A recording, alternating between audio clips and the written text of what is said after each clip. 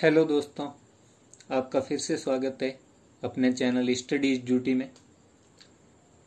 हमने 1857 की राजस्थान में जो क्रांति हुई थी उसका फर्स्ट पार्ट देख लिया था, मतलब ट्रिक्स का, जिसमें अंग्रेज अधिकारी अपन ने देख लिए थे कि कौन कौन से अंग्रेज अधिकारी किस किस छावनी में थे। और ये सेकंड पार्ट है जिसमें हम देखेंगे कि देसी रियासतों के राजा कौन थे, उसके लिए ट्रिक्स देखेंगे। काफ़ी कोशिश के बाद एक स्टोरी टाइप कोई ट्रिक्स बनी है, लेकिन वो पढ़ने से कम अपने को आधा तो जरूर एग्जाम में याद आएगा ही आएगा।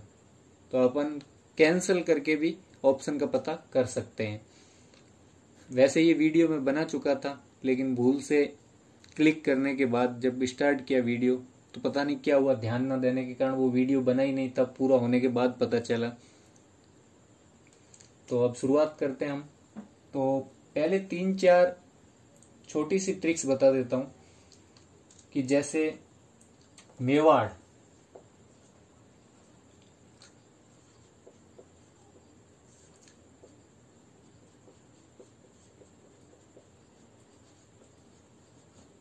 अब इसमें राजा होता था और एक अंग्रेजों की तरफ से पॉलिटिकल एजेंट रखा हुआ होता था, पीए। ठीक है, तो दोनों अपने को याद होने जरूरी है, क्योंकि एग्जाम में एक तो 1818 की संधियां करने वाले राजा और एक 1857 की क्रांति के दौरान कौन राजा थे ये जरूर पूछ लेते हैं, कई बार पूछा गया है।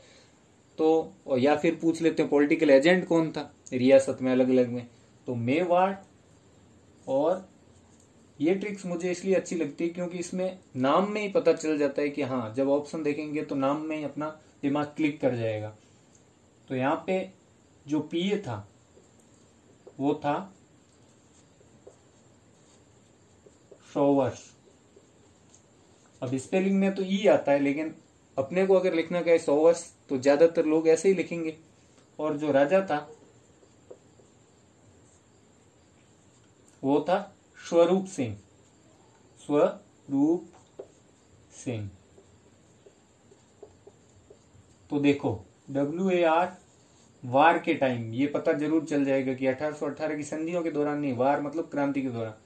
तो मेवाड़, शोवर्स में भी वार आ रहा है और स्वरूप में भी वार आ रहा है, तो ये मेवाड़ का कंप्लीट हो गया।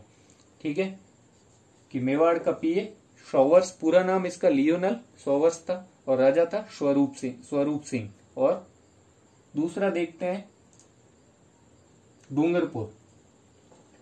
तो डूंगरपुर को इंग्लिश में लिखेंगे डूंगरपुर। अब इसमें अगर अपन कोई ट्रिक बनाते तो कंफ्यूज होने का डर रहता है, इसलिए मैंने यहाँ उदयपुर नहीं लिखा है, मेवाड़ लिखा है। ज्यादातर मेवाड़ रियासत ही बोलते थे, उदयपुर तो किताबों में लिखने लग गए। बाद में उदयपुर वहां उनकी राजधानी रही, इसलिए उसको उदयपुर रियासत बोलने लग गए।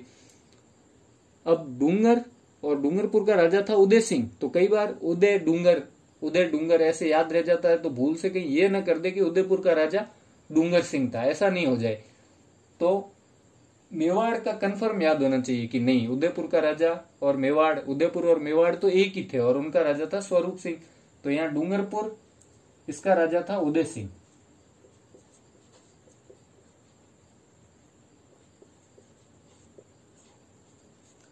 अब डूंगरपुर में जो पहले राजा थे उनको हटा के वृंदावन भेज दिया था अंग्रेजों ने, और उनकी जगह किसी और ठिकाने के बेटे को लाके वहां पे उसको राजा डूंगरपुर का बना दिया था, वहां का शासन उसे दे दिया था। और बाद में जब वो बड़ा हुआ तो वो प्रतापगढ़ का भी शासन उसको मिल गया था, और वो था दलपत सिंह।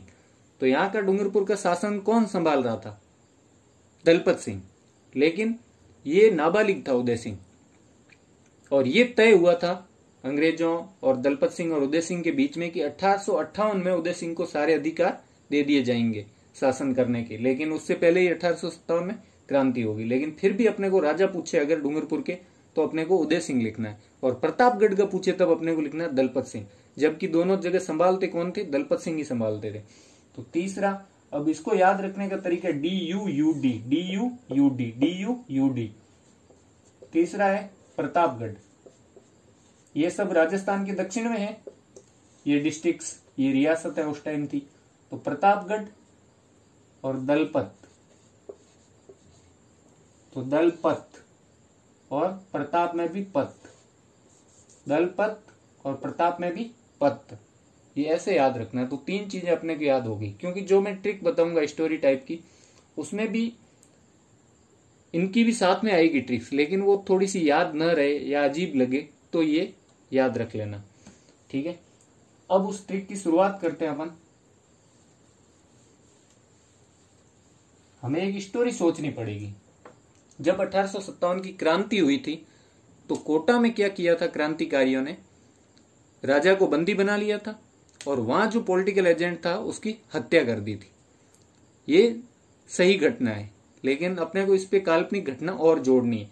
और जब ये हो गया ये कांड, तो अंग्रेजों के कहने पे मदन पाल जो करौली का राजा था, वो कोटा की हेल्प करने के लिए आता और वहां कोटा के राजा को छुड़ाता है कैद से। ये भी सच घटना है, लेकिन इसमें जोड़ना क्या है कि कैसे हेल्प के लिए अंग्रेजों ने उसको कहा, ये अपने को थोड़ा सा इसके अंदर ऐड करना है। तो बाद में स्टोरी स्टार्ट होती है कि अंग्रेज बोलते हैं एक अंग्रेजी मैम को कि आप मदन पाल को कॉल करो। ये मैं बता रहा हूं, ये काल्पनिक है, अपने को सोचना है। तो अंग्रेजी मैम जो है वो मदन पाल को कॉल करती है। कॉल करती है तो क्या होता है, रिंग बजती है, मतलब टोन बजती है। मोबाइल में टोन बजती है ना, तो टोन बजी, टोन बजी। अंग्रेजी मैम ने कॉल किया तो टोन बजी। तो टोन मतलब टोंक, टोन मतलब टोंक, बजी मतलब वजीरुद्दौला। ब और व हम एक जैसा ही बोलते हैं। कुछ लोग व को, यूपी बिहार वाले व को ब बोलते हैं, ठीक है। वजीर है तो बजीर ऐसा बोलते हैं। तो वजीरुद्दौला, वजीरुद्दौला। तो ये टोंक के नवाब थे क्रांति के दौरान। टोंक के नवाब कौन थे, वजीरुद्दौला। तो टोन बजी, टोन बजते ही कॉल अटेंड कर लिया मदन पाल जी ने, और अटेंड किया तो सामने से मैम बोली। तो वो अंग्रेज थी, तो वो अंग्रेज ऐसे बोलते हैं अजीब सी हिंदी, तो हिंदी बोलने की ट्राई की। उसने बोला कि मदद करो। अब वो कहना चाहती थी मदद करो, लेकिन अब इधर मदन पाल को सुनाई दिया मदन करो।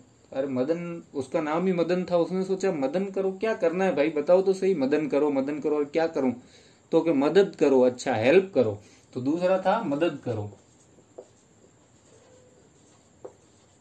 मदद करो किसकी, कोटा की, कि कोटा जाओ। तो मदद करो मतलब मदन पाल,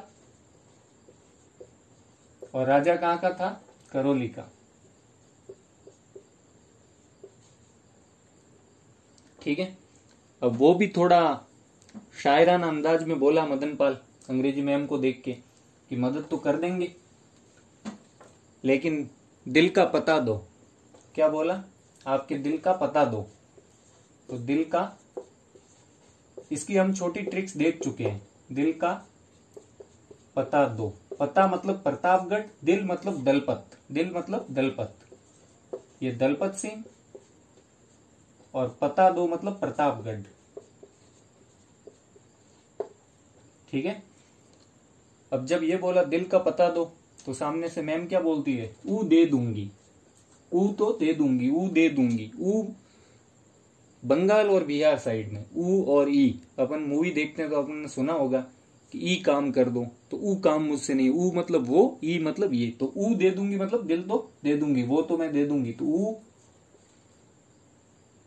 ऊ दे दूंगी। अब दूंगी को वो ऐसे बोलते हैं डूंगी, डूंगी। ऊ दे दूंगी मतलब DUNGI, डूंगी मतलब डूंगरपुर, डूंगी मतलब डूंगरपुर। इसकी भी अपन ने छोटी ट्रिक देख ली थी, ताकि मैंने कहा अगर ये नहीं याद रहे दो चीज तो प्रतापगढ़ की भी देख ली थी और उदयपुर की UDDU देख लिया था। ऊ दे दूंगी, उदय मतलब उदय सिंह, उदय मतलब उदय सिंह। तो वो दे देगी। उसने बोला दिल तो दे देगी। तो बोला क्या करना है बोलो। तो मैम ने बोला मौके में बेटा तख्ता मारो। आजकल तो बोलते हैं मौके में चौका मारो, तब चौका नहीं मारना था, तब लोग तख्ता मारने की कोशिश करते थे, तख्त हासिल करने की। तो कोटा जाओ और तख्ता मारो, मतलब अंग्रेज सरकार तुम्हें इनाम देगी, किसी और जगह का तख्त देगी। तो मौके में बेटा तख्ता मारो। तो बेटा मतलब सन, तो मौके में, अब अंग्रेज मैम थी तो ऐसे बोलेगी मौके में सन तख्ता मारो, कोटा जाके मौके में सन तख्ता मारो। तो मौके में सन मतलब मॉक मेसन, मॉन्क मेसन, ये पॉलिटिकल एजेंट था। कहां का वो आगे अपन देख लेंगे। मॉक मेसन, तख्ता मतलब तख्त सिंह, तख्ता मतलब तख्त सिंह, मारो मतलब मारवाड़, मारो मतलब मारवाड़।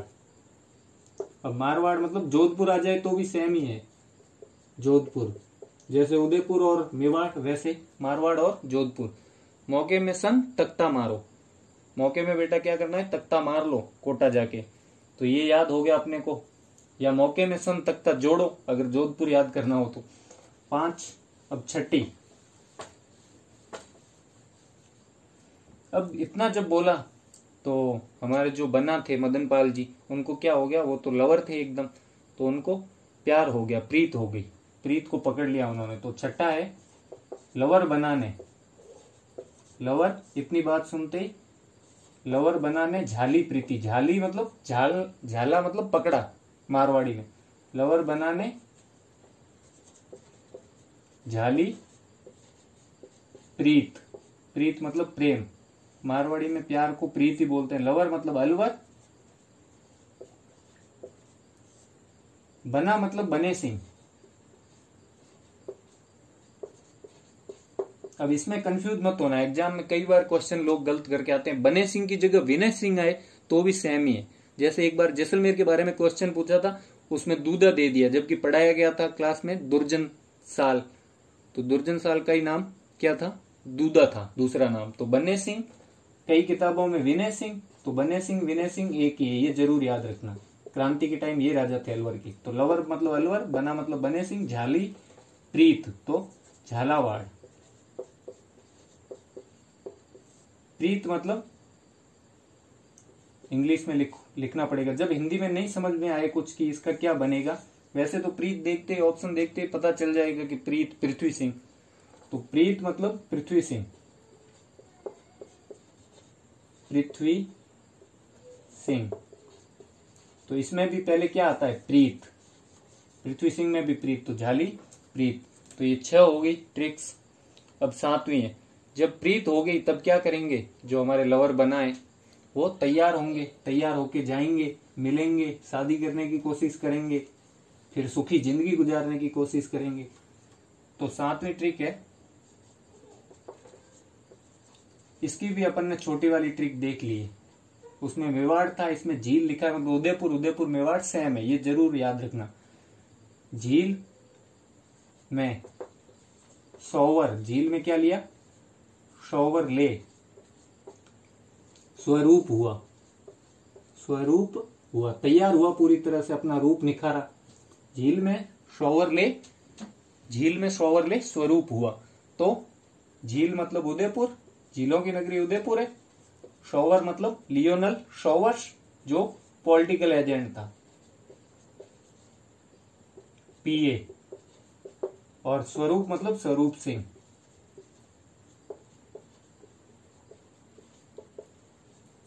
ठीक है। अब झील में जब शॉवर लेके तैयार होगा, झील में नया है तो सर्दी लगेगी, अब सर्दी लगेगी तो हमारे मदन पाल जी बना क्या करेंगे, सर्दी में, अब इनको सर्दी लगने लगी तो सर्दी में बीकाजी, अब आप सोचोगे बीकाजी तो भुजिया है, इसको क्यों खाएंगे सर्दी में, लेकिन सर्दी में बीकाजी एंड रम की बूंद ली, साथ में रम की बूंद भी ली, रम की बूंद ली, क्या ली, सर्दी में बीकाजी और रम की बूंद ली। अब इसमें उल्टा होने की संभावना नहीं है भूल से भी, कि अपन भूल जाएं और सर्दी में रम और बीकाजी बूंद ली, ऐसे तो याद आएगा नहीं, तब याद आएगा तब सही आएगा। और फिर भी भूल जाओ तो ये जरूर याद रखना, सर्दी में बिक्स, बिक्स मतलब विक्स और मतलब बीकाजी, बिक्स, या सर्दी में बिक्स एंड रम की बूंद ली, ये याद कर लो। लेकिन बीकाजी भुजिया और साथ में क्या है, रम दारू की बूंद ली। तो सर्दी मतलब सरदार सिंह, बीकाजी मतलब पता चल रहा है बीकानेर,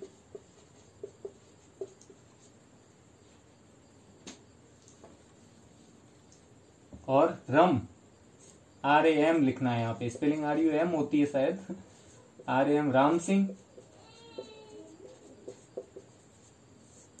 और बूंद मतलब बूंदी। अब राम सिंह नाम के 3 राजा थे, बूंदी, कोटा और जयपुर। तो रम की बूंद ली, तो रम मतलब राम सिंह, बूंद मतलब बूंदी। तो सर्दी में बीकाजी एंड रम की बूंद ली, ये 8वीं ट्रिक्स। और 9वीं है, जब ये ले ली तो अब उन तैयार हो गए पूरी तरह, सर्दी बंद हो गई, तो अब की चलते हैं भाई उनसे मिलने।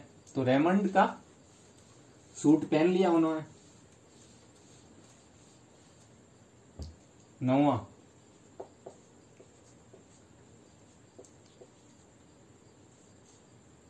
रेमंड का कोट या रेमंड कोट ऐसे लिख दो। रेमंड कोट का बटन लगाया, तैयार हो गए पूरी तरह, बटन लगाया।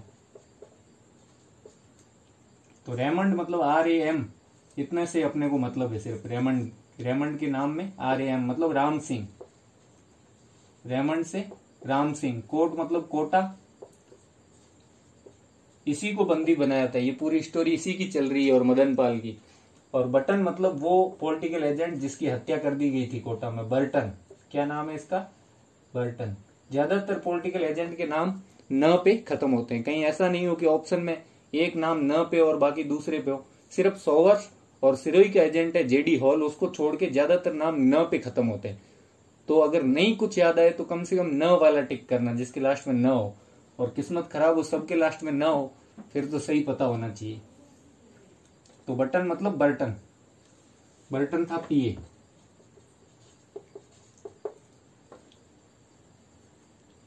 अब इसके बाद जब तैयार होके चले गए तो उनको पसंद आ गया, बटन लगा के अब भाई शादी कर लेते हैं। तो शादी में बना जी ने भंगड़ा किया, तो ढोल पर भंगड़ा किया, ढोल पे भंगड़ा किया। तो ढोल मतलब धौलपुर, स्पेलिंग ऐसे याद रखोगे तो। अब धौलपुर में वैसे तो DHAUB OU भी लिखते हैं कई, लेकिन धौलपुर अपने को ऐसे याद रखना। भंगड़ा मतलब भगवंत सिंह। तो धौलपुर के राजा कौन थे? भगवंत सिंह। और कैसे भंगड़ा किया ढोल पे? जैसे शिवजी तांडव करते हैं ना वैसे। तो सिर इतना खुश था अंग्रेज मैम से शादी करके कि ढोल पे भंगड़ा किया, सिर हाले, हाले मतलब हिल रहा था, मारवाड़ी में बोलते हैं ना सिर हाले, शिव जैसा। सिर ऐसे हिल रहा था जैसे शिवजी तांडव करते। सिर मतलब सिरोही, हाले मतलब JD हॉल, ये एक नाम अलग है। और सोवर्स, ये न पे खत्म नहीं होते नाम, बाकी ज्यादातर के नाम न पे खत्म होते हैं। JD hall. शिव मतलब शिव सिंह, ये राजा थे सिरोही के।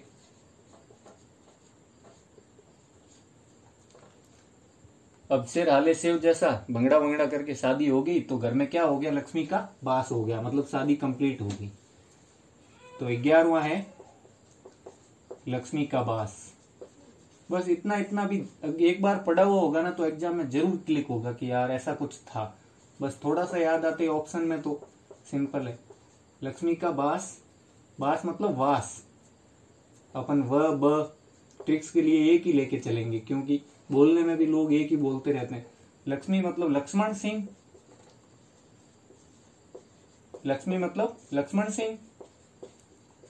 और बास मतलब बांसवाड़ा, बास मतलब बांसवाड़ा। अब लक्ष्मी का बास हो गया, शादी होगी, तो आदमी क्या चाहेगा? एक अच्छा सा परिवार, और परिवार में संतान प्राप्ति। तब वो उसने इच्छा व्यक्त की अपनी पत्नी से कि जो मेरा बेटा है वो एकदम भरत जैसा होना चाहिए। वही भरत जो शेर के दांत गिनता था, तो भरत जैसा होना चाहिए। तो मोरा सन, करौली वाले थे तो ऐसी भाषा बोलते थे ब्रज टाइप की। मोरा सन भरत जैसा हो, कैसा हो? भरत जैसा हो, ठीक है। मोरा सन मतलब मोरी सन, भरत मतलब भरतपुर। अब और कहीं जैसा वर्ड अगर आया है ना, जैसे शिव जैसा वर्ड आया था, शिव जैसा मतलब सिर हिल रहा था, तो वहां उसका मीनिंग नहीं था।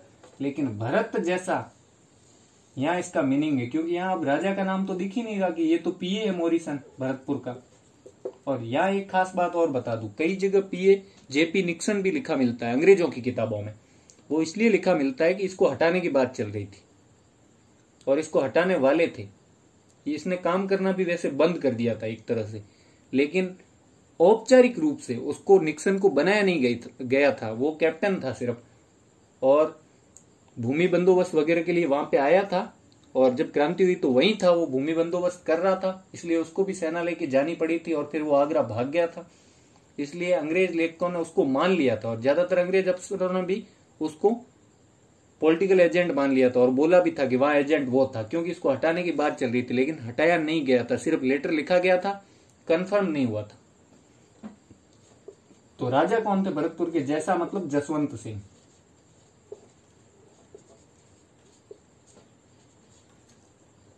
राजा कौन थे? जसवंत सिंह। अब जब ये बात हो गई कि मोरासन भरत जैसा हो, तो अंग्रेज मैम या फिर ऐसे सोच लो कोई और आदमी बोला कि भाई ऐसा तो तभी होगा भरत जैसा बेटा जब राम जपोगे। वैसे भरत आप राम के भाई वाला भी मान सकते हो कि राम जपोगे तभी तो भरत जैसा बेटा होगा। तो राम जपो वेल डन होगा। राम जपो सब काम क्या हो जाएगा? Well done. तो राम मतलब राम सिंह, मैंने बोला था 3 जगह राम सिंह नाम के राजा थे। जपो मतलब जयपुर, राम सिंह जपो मतलब जयपुर, और वेल डन मतलब विलियम ईडन। वेल मतलब विलियम, डन मतलब ईडन। अब इसकी जगह मैंने अभी बताया था ई, बिहार में किसको बोलते हैं? बंगाल में, बिहार में ई मतलब ये, और ऊ मतलब वो। तो यहाँ पे अपन अगर ईडन सीधा याद करना हो तो वेल्डन की जगह अपन क्या लिख देंगे? यही लिख देता हूं मैं कि ई डन हो जाएगा। ई डन मतलब ये डन हो जाएगा। ये क्या डन हो जाएगा? ये बात डन हो जाएगी। भरत जैसा हो कि मेरा बेटा भरत जैसा हो, तो राम जपोगे तो ई डन हो जाएगी बात। ई डन होगा मतलब ये डन हो जाएगा, या तो ई डन या वेल डन, जो भी आपको अच्छा लगे। तो ये सभी राजा लगभग हो गए हैं मेरे हिसाब से, तो क्योंकि अपन ने क्रम वाइज राजा के नाम नहीं लिखे हैं, ट्रिक्स में देखा है, तो मुझे नहीं लगता कोई छूटा है, क्योंकि बहुत सारी ट्रिक्स थी इसमें स्टोरी टाइप। और एक बात हमेशा याद रखना कि ज्यादातर जो एजेंट, पॉलिटिकल एजेंट के नाम है वो न पे खत्म होते हैं। एक मेवाड़ के सोवर्स को छोड़ के, और एक आबू का अलेक्जेंडर था, उसका पूछ लेते हैं कभी कभी, क्यों आबू में कोई राजा वाजा नहीं बैठता था, सिर्फ पॉलिटिकल एजेंट था, और एजीजी खुद बैठता था। तो वहां अलेक्जेंडर था, और एक कौन है? जेडी हॉल सिरोही वाला। ये 3 जरूर याद रखना। और बाकी कहीं और का पूछ ले, याद भी नहीं हो तो कम से कम लास्ट में न हो वो तो टिक करना। और राजाओं के नाम जो है वो ज्यादातर क्या है? भगवान के नाम पे। राम सिंह, 3 तो राम सिंह है, एक लक्ष्मण सिंह है, एक शिव सिंह है। और उसके अलावा जो है वो मतलब राजा जो राजशाही पद्धति उससे संबंधित है। जैसे वजीरोदौला मतलब वजीर, वजीर मतलब प्रधानमंत्री, राजाओं के वजीर होते थे वजीरोदौला। और सरदार सिंह तो राजाओं के सरदार होते थे, सरदार सिंह। तख्त, राजाओं का तख्त होता था, सिंहासन, तख्त सिंह। तो 2 तरह की चीजें है, एक तो भगवान का नाम और एक राजाओं से संबंधित चीजों का। और 1-2 और है पृथ्वी सिंह, तो पृथ्वी पे ही तो सारी चीजें हैं, तख्त वगैरह। तो मेनली 2 चीजें तो याद रखनी है, भगवान और राजाशाही से संबंधित, ताकि कम से कम न याद आए तो ये तो टिक करें कि हाँ इनमें से कुछ होगा। तो ये सारी ट्रिक्स कंप्लीट हो गई है। और अगर आपको ये अच्छा लगा हो तो अपना ये चैनल सब्सक्राइब करें और वीडियोस को लाइक करें, एंड अपने दोस्तों को आगे ज़्यादा से ज़्यादा शेयर करें। पढ़ते रहें, एंड स्टडी इज ड्यूटी।